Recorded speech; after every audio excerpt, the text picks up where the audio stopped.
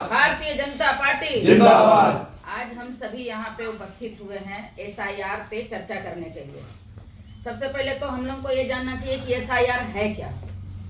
आज बुराड़ी मंडल में मंडल अध्यक्ष आदरणीय युवा नेता योगेश त्यागी जी के नेतृत्व में एक कार्यक्रम रखा गया है। उपस्थित सभी कार्यकर्ता बंधु, क्योंकि नाम लेंगे एक एक का तो फिर नाम तो सबका पता है। तो मेन एसआईआर का मतलब हमें जानना जरूरी है। कोई भी पूछेंगे क्या है एसआईआर, तो आप क्या बताओगे? एसआईआर का मेन मतलब ये है कि जो हमारी मतदाता सूची है वो सही है कि नहीं है। मतदाता सूची के ऊपर जो इतना विवाद चल रहा है 4 महीना से, कांग्रेस की सरकार सबका ये कहना है कि मोदी जी वोट चोरी करते हैं, मतदाता सूची सही नहीं है। क्यों सही नहीं है? क्योंकि इस बार बिहार जो चुनाव हुआ उसमें 60 लाख वोटर का नाम कट गया।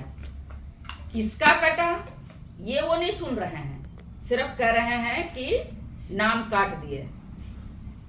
जो लोग, जिस व्यक्ति का एक व्यक्ति का 3-3, 4-4 वोट थे बने हुए, एक व्यक्ति का 30 वोट भी निकला है बिहार में। आप यकीन करेंगे 30 वोट।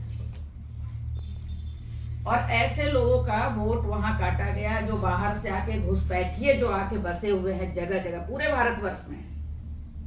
बंगाल में जाकर के वहां सबका आधार कार्ड बनता है, वहीं से सब सिस्टम तैयार होता है और पूरे देश में वो अपना आतंक फैलाने में लगे हुए हैं। तो हमें उस चीज को जो हमारे ऊपर ये बदनाम कर रहे हैं कि भारतीय जनता पार्टी के लोग वोट चोरी करते हैं, उस चीज को हमारे भारत के गृह मंत्री माननीय अमित शाह जी सदन में बहुत ही सुंदर तरीके से एक एक चीज को पूरे इतिहास से निकाल करके कि क्या सच्चाई था। जैसे हम तो कुछ भी कह देते हैं ना, वो नहीं, पूरा तर्क के साथ एक एक चीज निकाल करके और उसके बाद उस चीज को सदन में रखे पूरे 1.5 घंटा में कि क्या था और ये एसआईआर शुरू कैसे हुआ, ये भी तो जानना बहुत जरूरी है ना। जबकि जो हमारी मतदाता सूची का जो काम है ये किसी पार्टी पॉलिटिक्स के अंदर गत नहीं आता है, ये सीधा सीधा इलेक्शन कमीशन, चुनाव आयोग के तरफ से चुनाव आयुक्त तय करता है सब कुछ। इसी विषय पे उन्होंने ये बताया कि आपको ये जानना जरूरी है कि ये प्रक्रिया चालू कब हुई और किसकी सरकार थी उस टाइम। ये सबसे पहले प्रक्रिया चालू हुई 1952 में। जब किसकी सरकार थी ये जानना हमें बहुत जरूरी है। जब इंदिरा गांधी जी, नेहरू जी हमारे देश के प्रधानमंत्री थे और कांग्रेस की सरकार थी। फिर 1957 में, फिर 1961 में, ये तीनों टाइम एसआईआर पे। और एसआईआर लाने वाले कौन थे? ये भी उन्हीं के नेता थे।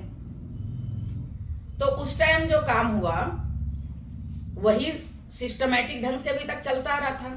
जब वोट इनकी चोरी नहीं हो रही थी क्योंकि सरकार इनकी थी। दोबारा जब ये हुआ जाकर के, आपका